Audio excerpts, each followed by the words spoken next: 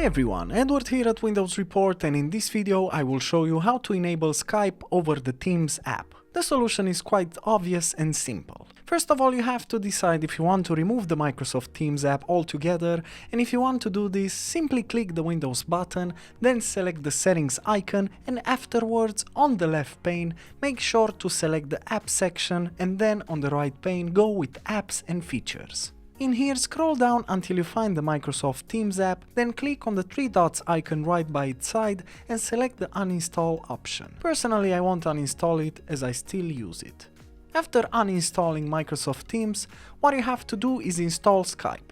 Open your browser and simply access the link that I posted in the description below for the Skype download center. Then click on the download Skype blue button, then wait for the download to occur.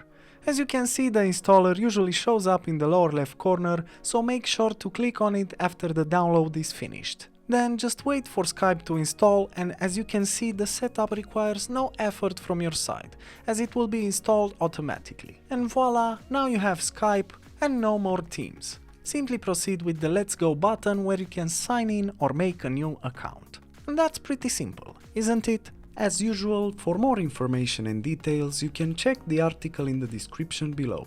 And if you enjoyed this video, just make sure to like and subscribe to our channel. Thank you.